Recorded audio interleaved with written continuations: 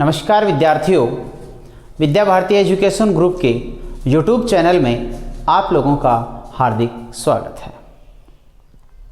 मैं राजपाल जांगीड़ कक्षा 12 भूगोल विषय की कक्षा में आप लोगों का स्वागत करता हूँ। प्रिय विद्यार्थियों, हम लोगों ने इससे पिछली वीडियो में जो हम विश्व की प्रमुख जनजातियों की चर्चा कर रहे थे, उसमें हमने भील जनजाति के बारे में विस्तृत चर्चा की। अब तक हमारा अध्याय नंबर 2 विश्व की प्रमुख जनजातियां, जिसके अंतर्गत हमारा जो बिंदु था विश्व की प्रमुख जनजातियां, जिसमें हमने विश्व की प्रमुख जनजातियों में एस्किमो जनजाति, बुशमैन जनजाति और भील जनजाति, इन जनजातियों की हम लोग विस्तृत चर्चा कर चुके हैं और आप लोगों ने ठीक ढंग से उन्हें देखकर समझकर पढ़ाई की होगी। और अब हम उसी क्रम को आगे बढ़ाते हुए जो गौंड जनजाति है, उस गौंड जनजाति के बारे में आज विस्तार पूर्वक चर्चा करेंगे और जिसका शुरुआती बिंदु है उसकी कुछ जानकारियां और उसका निवास क्षेत्र और उसके आर्थिक क्रियाकलाप का भाग। तो आइए विद्यार्थियों, जानते हैं आज हम गौंड जनजाति के बारे में विस्तार पूर्वक। विद्यार्थियों, अब तक हमने एस्किमो, बुशमैन और भील जनजाति, इन जनजातियों के बारे में चर्चा की और आज की हमारी जो जनजाति रहेगी वो रहेगी गौंड जनजाति। सबसे पहली बात करते हैं कि गौंड जनजाति जो है वो कितना बड़ा जनजातीय समूह है। गौंड जनजाति विश्व का सबसे बड़ा जनजातीय समूह है। अगर जनजातीय समूह की बात करें हम लोग, तो विश्व का सबसे बड़ा जनजातीय समूह है गौंड जनजाति का समूह है। और हमने जब भील जनजाति की चर्चा की थी तो वो गौंड और संथाल के बाद में भारत में तीसरा बड़ा जनजातीय समूह था। लेकिन ये जो गौंड जनजाति है वो विश्व का सबसे बड़ा जनजातीय समूह है। परीक्षा के दौरान इस तरीके का प्रश्न भी बनता है, विश्व का सबसे बड़ा जनजातीय समूह है कौन सा है? तो आप बता सकते हैं विश्व का सबसे बड़ा जनजातीय समूह है गौंड जनजाति। ठीक है, आगे देखिए। अब हर एक जनजाति का जो मूल शब्द है उसका अर्थ, उसकी उत्पत्ति कैसे हुई, क्या उसका अर्थ है। जैसे आपने एस्किमो जनजाति के बारे में पढ़ा कि उसका जो शाब्दिक अर्थ है एस्किमो का, वो था कच्चा मांस खाने वाला।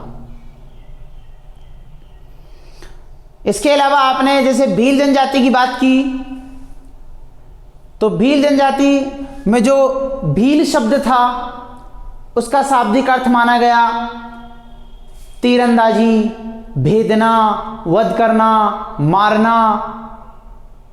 और इसी तरीके से ये जो गौंड है, इस शब्द की उत्पत्ति कहां से हुई और क्या इसका अर्थ है। इस शब्द की उत्पत्ति खोंडा से मानी गई है। इस शब्द की उत्पत्ति खोंडा शब्द से खोंडा से मानी गई और इसका अर्थ है पहाड़ी। इसका अर्थ है पहाड़ी।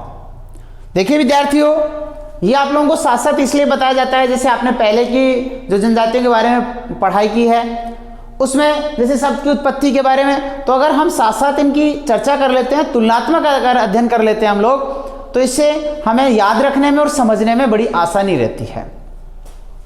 फिर ये बात करें कि हमारे भारत में जो प्रायद्वीपीय भारत में रहने वाली जो जनजाति है या निवास करने वाली जनजाति है, उस जनजाति को गौंड कहा जाता है। हमारे भारत में जो प्रायद्वीपीय क्षेत्र में रहने वाले लोग हैं या जो जनजाति है उसको गौंड कहा जाता है। ये खुद अपने आप को क्या कहते हैं?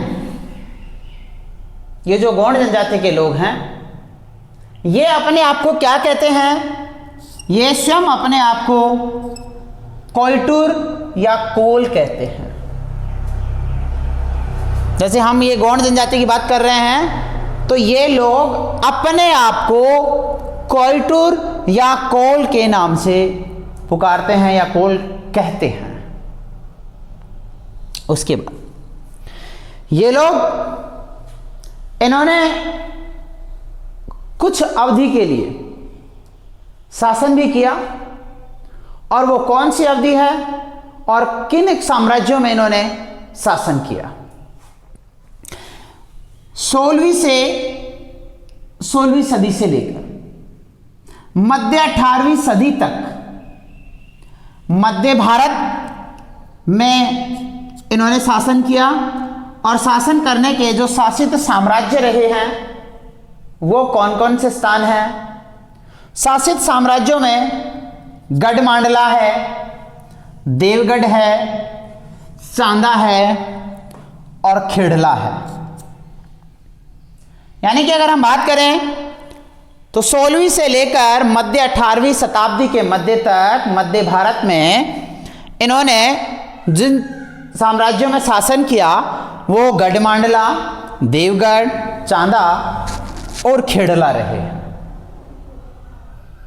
अब हुआ क्या? जब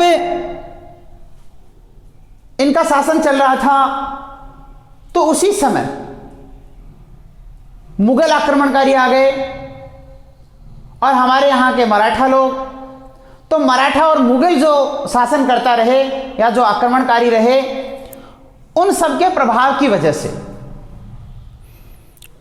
पहले मुगल, फिर 1940 में मराठों का प्रभाव, तो इस प्रभाव की वजह से धीरे धीरे इनके शासन का प्रभाव कम होता चला गया और ये एक हाशिए पर चले गए।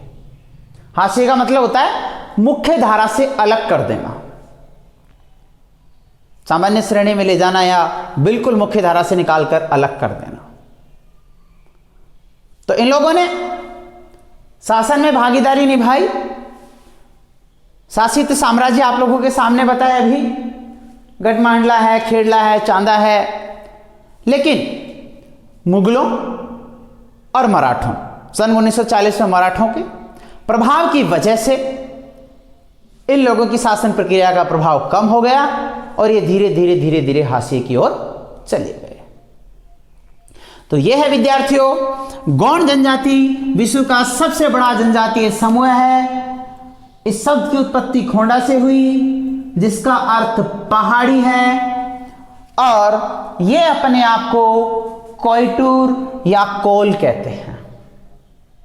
साथ ही 16वीं से मध्य 18वीं सदी तक मध्य भारत में गढ़मांडला, देवगढ़, चांदा और खेड़ला में शासन भी किया, लेकिन मुगलों और मराठों के प्रभाव की वजह से ये हाशिए की तरफ चले गए। और अब वर्तमान की अगर बात करें तो इनका जो निवास क्षेत्र है वो बहुत सीमित हो रहा है। ये दुर्गम और पहाड़ी क्षेत्रों में निवास कर रहे हैं। तो अब हम जानते हैं कि ये हमारे दुर्गम और जो पहाड़ी क्षेत्र हैं उनमें कौन कौन से राज्यों में या कौन कौन सी पहाड़ी इलाकों के अंतर्गत ये निवास कर रहे हैं। तो अब जानते हैं इनके निवास क्षेत्र के बारे में। देखिए विद्यार्थियों, निवास क्षेत्र, ये जनजाति दुर्गम और पहाड़ी क्षेत्रों में निवास करती है। उसी तरीके से प्रशासनिक दृष्टि से अगर हम बात करें, क्योंकि मैंने आपको पहले भी बताया था कि जो परीक्षा के दौरान भारत का मानचित्र है या विश्व का मानचित्र है, तो अगर पूछ लिया जाए, जैसे मान लीजिए भारत का मानचित्र है और भारत में आप लोगों से पूछा जाए कि गौंड जनजाति का निवास क्षेत्र दर्शाइए, तो आप लोगों को अगर राज्य पता है तो आप आसानी से भारत के मानचित्र में वो स्थान अंकित कर देंगे। जब आप इन्हें देखेंगे तो आपको मिलेगा लगभग मध्य भारत में आप लोगों को इस जनजाति का निवास क्षेत्र बहुत ही सीमित एरिया में मिलेगा। लेकिन फिर भी प्रशासनिक दृष्टि से बहुत से ऐसे राज्य हैं, जैसे आपने भील जनजाति के बारे में पढ़ा तो आपने 4 राज्यों की चर्चा की थी, राजस्थान, गुजरात, मध्य प्रदेश और महाराष्ट्र। उन 4 राज्यों में उनका विस्तार था। इसी तरीके से इस गोंड जनजाति के लोगों का किन किन क्षेत्रों के अंतर्गत निवास क्षेत्र है वो देखते हैं। मध्य प्रदेश, छत्तीसगढ़, झारखंड, तेलंगाना, महाराष्ट्र, उड़ीसा और असम। प्रशासनिक दृष्टि से अगर देखा जाता है, मानचित्र में अगर आप देखेंगे तो आपको लगभग मध्य क्षेत्र सा यूं दिखाई देगा भारत के बीचों बीच में। लेकिन राज्यों की अगर बात करें तो मध्य प्रदेश है, छत्तीसगढ़ है, झारखंड है, उड़ीसा है, तेलंगाना है, महाराष्ट्र है। तो इस तरीके के ये 5-7 राज्य जो हैं इनमें इनका विस्तार है। इसी के साथ में कौन कौन सी पहाड़ियां हैं जहां पर ये निवास कर रहे हैं। देखो, सतपुड़ा की पहाड़ियां, मेकाल पर्वत श्रेणी, सोन देवगढ़ क्षेत्र यानी कि सोन देवगढ़ की जो उच्च भूमि है वहां पर, और बस्तर का पठार। इन क्षेत्रों में, इन पहाड़ी और पठारी क्षेत्रों में भी ये लोग निवास कर रहे हैं। तो प्रशासनिक दृष्टि से आपने देखा, वैसे दुर्गम और पहाड़ी इलाकों में रह रहे हैं, लेकिन ये पहाड़ी इलाका है। सतपुड़ा की पहाड़ियां हैं, मिकाल पर्वत है, सोन देवगढ़ उच्च भूमि है और पठार है। इन पर्वत श्रेणियों के परिक्षेत्र में ये लोग रह रहे हैं। अब इन पहाड़ियों की बात करते हैं कि इस क्षेत्र की जो पहाड़ियां हैं वो कितनी ऊंचाई वाली पहाड़ियां हैं। तो सामान्यतः इन पहाड़ियों की अगर ऊंचाई की बात करें तो इन पहाड़ियों की ऊंचाई लगभग 600 मीटर से लेकर 900 मीटर की ऊंचाई तक की है। ज़्यादा ऊंची भी नहीं है और ज़्यादा नीची भी नहीं है। लगभग इस क्षेत्र की 600 से लेकर 900 मीटर की ऊंचाई वाली पहाड़ियां जो हैं इनमें ये लोग निवास कर रहे हैं। और साथ ही जिन क्षेत्रों में ये निवास कर रहे हैं उन क्षेत्रों के पहाड़ी इलाकों से कई नदियों का उद्गम स्थल भी है। और वो उद्गम स्थल कौन कौन सी नदियों का है, या उस क्षेत्र में प्रवाहित होने वाली जो नदियां हैं जिनमें उन नदियों का हिस्सा प्रवाहित होता है, वो कौन कौन सी मुख्य नदियां रही हैं, वो हैं नर्मदा, ताप्ती, सोन, महानदी और गोदावरी। इन नदियों का इस क्षेत्र में उद्गम या प्रवाह क्षेत्र रहा है। तो अगर देखा जाए तो यहाँ पर पहाड़ी इलाका भी है, नदियाँ भी हैं। तो नदियाँ जिस क्षेत्र में वहाँ पर जल की आपूर्ति हो सकती है, और साथ ही जो है यहाँ पर कृषि कार्य भी किया जा सकता है, पशुपालन भी किया जा सकता है। और हम जानेंगे इनके आर्थिक क्रियाकलापों के अंतर्गत कि अब लोग जो है अधिकतर कृषि कार्यों में संलग्न हो चुके हैं। जैसे भील जनजाति के लोग शिकार करते हैं, खाद्य पदार्थों का या जो भी कंदमूल फल होते हैं उनका संग्रहण करते हैं, और साथ ही साथ उन्होंने कृषि और पशुपालन भी शुरू कर दिया है। और आज तो वो भी अधिकतर जो है कृषि कार्यों के साथ साथ में शहरी लोगों के संपर्क में आने पर मेहनत मजदूरी करने के लिए कस्बों में आने लगे हैं। उसी तरीके से ये भी कृषि कार्य से काफ़ी जुड़ चुके हैं, पशुचारण भी करते हैं, हालांकि मछली पकड़ने का काम भी करते हैं। तो इस तरीके से अगर प्राकृतिक परिवेश की बात करें निवास क्षेत्र में, तो यहाँ पर वनस्पति कैसी है, पहाड़ियाँ आपने जानी, नदियाँ भी बह रही हैं। तो यहाँ पर पर्याप्त मात्रा में पानी, नदियाँ होने की वजह से यहाँ पर सघन वन क्षेत्र पाया जाता है। क्या पाया जाता है? सघन वन क्षेत्र पाया जाता है। गर्मियों के अगर तापमान की बात करें तो यहाँ पर तापमान लगभग 40 डिग्री सेल्सियस तापमान रहता है। जैसे आपने देखा था कि एस्किमो जनजाति जिन क्षेत्रों में रहते हैं वहाँ पर 0 डिग्री सेल्सियस से भी कम तापमान रहता है। बुशमैन जनजाति के लोग रहते हैं वहाँ पर तापमान बहुत अधिक रहता है, ग्रीष्मकाल की अवधि बहुत लंबी होती है। तो इस तरीके से इन लोगों का जो क्षेत्र है, जो हमारे भारत में रह रहे हैं, तो यहाँ अगर औसत तापमान की बात करें कि गर्मियों में लगभग औसत कितना तापमान रहता है, तो लगभग इस क्षेत्र का 40 डिग्री सेल्सियस तापमान रहता है। वर्षा कितनी होती है, देखिए हर पहलू की चर्चा कर रहे हैं। वर्षा कितनी होती है, औसत यहां पर 120 सेंटीमीटर से लेकर 160 सेंटीमीटर के बीच में वर्षा होती है। तो आप अनुमान लगा सकते हैं कि फसल के लिए भी काफी उपयुक्त स्थान है। हालांकि इलाका कुछ पहाड़ी है, लेकिन जो भी मैदानी क्षेत्र इनके पास में है वहां पर जल की उपलब्धता भी है, तापमान भी नहीं तो बहुत कम रहता है, हालांकि ज्यादा तो है लेकिन फिर भी पर्याप्त मात्रा में जल स्रोत निकट हैं, सघन वन भी हैं और वर्षा भी यहाँ पर कुल मिला के अगर देखा जाए तो अच्छी मात्रा में है, 120 सेंटीमीटर से 160 सेंटीमीटर के बीच में। तो ये है विद्यार्थियों इनके निवासी क्षेत्र में आने वाले प्राकृतिक परिवेश की चर्चा। और अब हम और आगे बढ़ते हुए चर्चा करते हैं गौड़ जनजाति के लोगों के आर्थिक क्रियाकलाप की, कि इन लोगों का जो आर्थिक क्रियाकलाप है उसके अंतर्गत ही क्या काम करते हैं।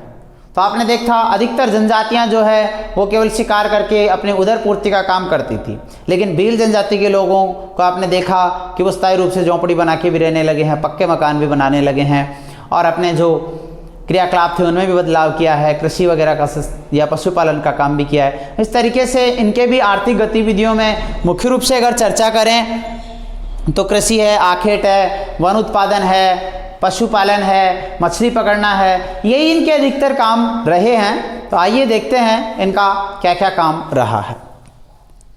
देखिए आर्थिक क्रियाकलाप में मुख्य बात यह है कि ये जो हैं इनकी एक तो आवश्यकताएं बहुत ही साधारण हैं। जीवन में जो भी इनकी आवश्यकताएं हैं वो बहुत साधारण हैं, ज़्यादा डिमांड इनकी नहीं रहती है। फालतू का खर्चा या अनावश्यक वस्तुओं का एकत्रीकरण करना ऐसा इनके पास में नहीं है। ये बहुत ही सीमित मात्रा में अपनी आवश्यकताएं रखते हैं और ये लोग आत्मनिर्भर भी होते हैं। दूसरे पर इनकी निर्भरता बहुत ही कम होती है, न के बराबर होती है। खास बात है कि आत्मनिर्भर होते हैं और इनकी आवश्यकताएं जीवन में बहुत ही साधारण आवश्यकताएं होती हैं, बहुत ही कम आवश्यकताएं इनकी होती हैं, साधारण आवश्यकता इनकी शामिल है। कृषि जो है ये इनका मुख्य व्यवसाय रहा है, आखेट में मुख्य व्यवसाय है, मछली पालन है, वन उत्पादों का संग्रहण है। तो आइए देखें मुख्य व्यवसायों के अंतर्गत अगर हम बात करें तो झूमिंग कृषि, जो झूमिंग कृषि के बारे में आपने भील जनजाति के दौरान भी पढ़ाई की थी कि झूमिंग कृषि क्या है, फिर भी हम दोबारा बात करेंगे। आखेट शिकार करना, वन उत्पादों का संग्रहण, मछली पकड़ना, पशुचारण करना, ये इनके मुख्य व्यवसाय हैं। हाँ, जो झूमिंग कृषि है उस झूमिंग कृषि का ही एक प्रकार है दिप्पा कृषि, और जो दिप्पा कृषि है वो झूमिंग कृषि की तरह ही की जाती है। थोड़ा सा अंतर होता है इसमें। जैसे आपने देखा था कि झूमिंग कृषि के दौरान या स्थानांतरित कृषि जो होती है उसमें जो जंगल होते हैं उनको काट दिया जाता है, फिर उनको जला दिया जाता है, फिर उनके स्थान पर जो भी उनकी राख वगैरह होती है उनसे भूमि में कुछ उपजाऊपन रहता है, खुदाई करके बीज छिटक कर बो देते हैं और कुछ समय खेती करने के बाद में उस स्थान को छोड़कर दूसरी जगह चले जाते हैं, दूसरी जगह खेती कर लेते हैं। लेकिन ये जो दिप्पा कृषि है ये एक झूमिंग कृषि का ही तरीका है। इसमें होता क्या है, इसमें बार बार दूसरी जगह जाने की जरूरत नहीं पड़ती है।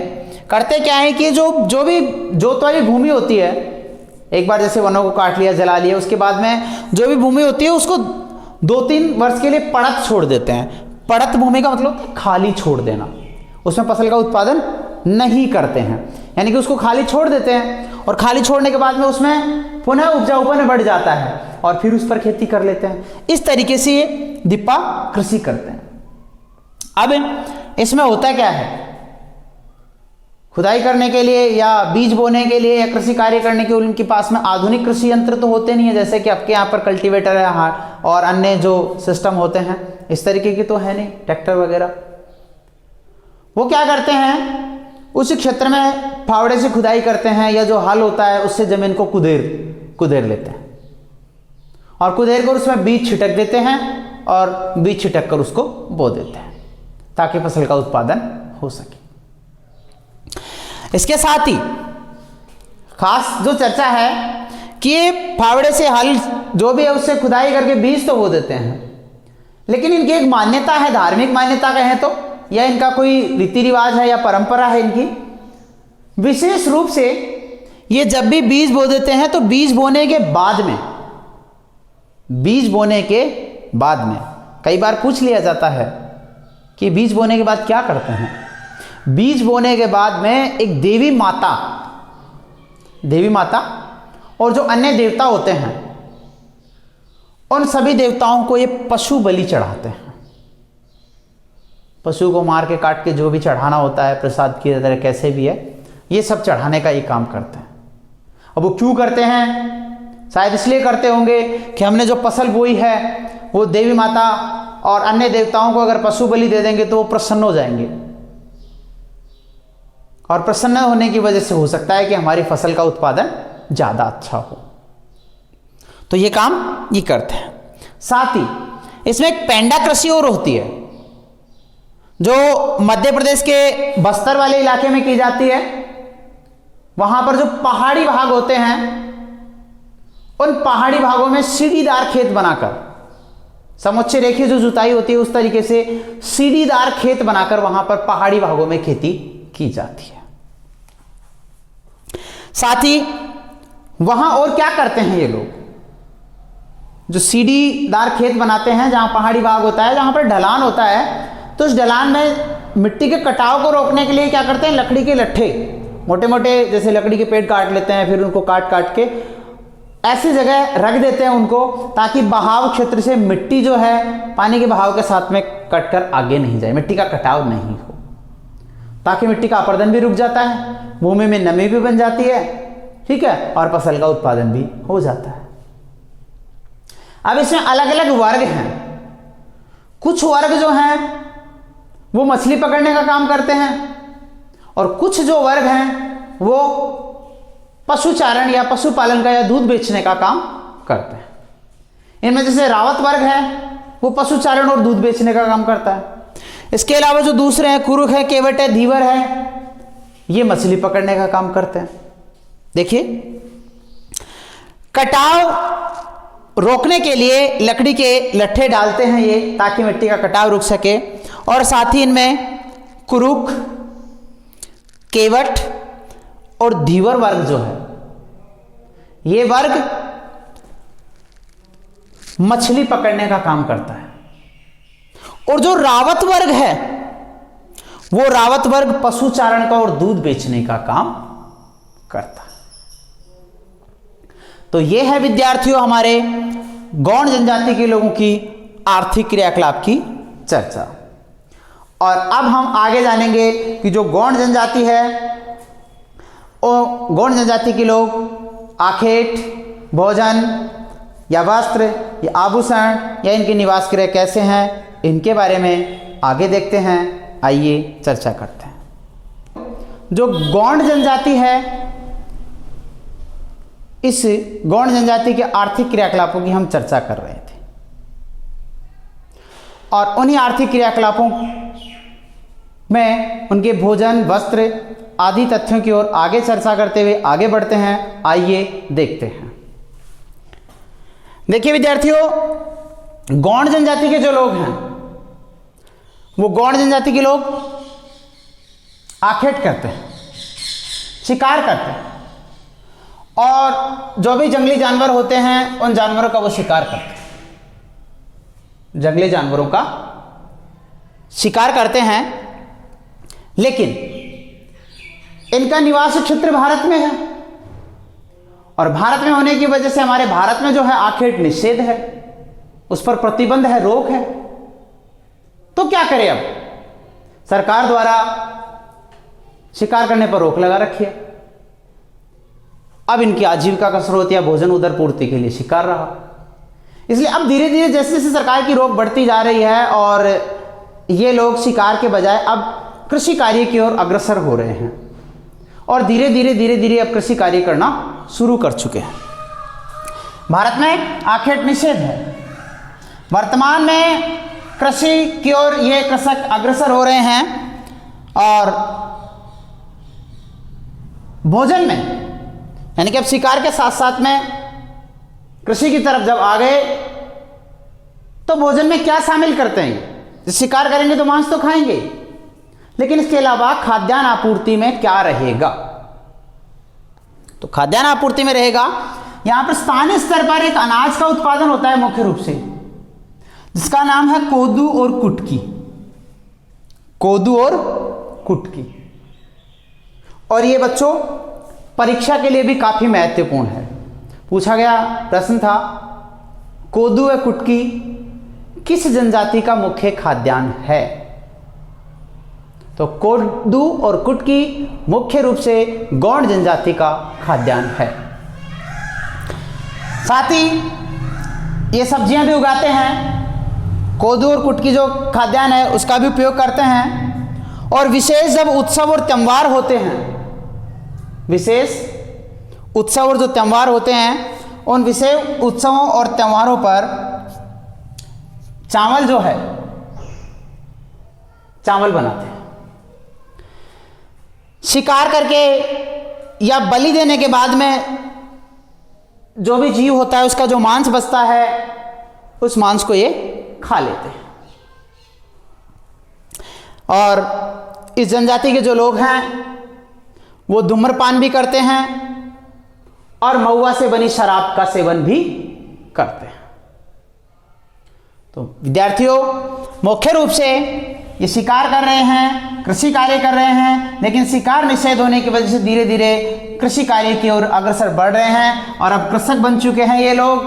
खाद्यान्न में अगर बात करें तो कोदू और कुटकी इनके मुख्य खाद्यान्न हैं। साथ ही त्योहारों पर, उत्सवों पर ये चावल बनाते हैं और साथ महुआ से भरी जो शराब है उसका सेवन करते हैं और धूम्रपान भी करते हैं। अब हम आगे चलते हैं और इनके जो भी वस्त्र हैं या जो आभूषण हैं वो कौन कौन से हैं, किस तरीके के कपड़े पहनते हैं। तो अब इनको कोई छाल से कपड़े पहनने वाली बात तो है नहीं, या कोई खाल है किसी मछली की उससे पहनने की ज़रूरत तो है नहीं, क्योंकि हमारे भारत में जहाँ रह रहे हैं तो हमारे यहाँ पर सब लोग जागरूक हैं और आधुनिक लोगों के संपर्क में भी आ रहे हैं। इसलिए ये लोग हमारे यहाँ पर जो भी धोती कुर्ता यानी कि जो वस्त्र बनता है, अधिकतर ये क्या करते हैं, सूती वस्त्र पहनते हैं। वस्त्रों की बात करें तो इस जनजाति के लोग सूती वस्त्र पहनते हैं, जिसमें पुरुष तो धोती पहनते हैं और स्त्रियां साड़ी और चोली पहनती हैं। हाँ, स्त्रियां और पुरुष दोनों ही आभूषण पहनते हैं जो कि चांदी और एल्यूमिनियम से बने होते हैं, जो कि चांदी और एल्यूमिनियम से बने होते हैं। स्त्रियां कांच की रंग बिरंगी चूड़ियां पहनती हैं।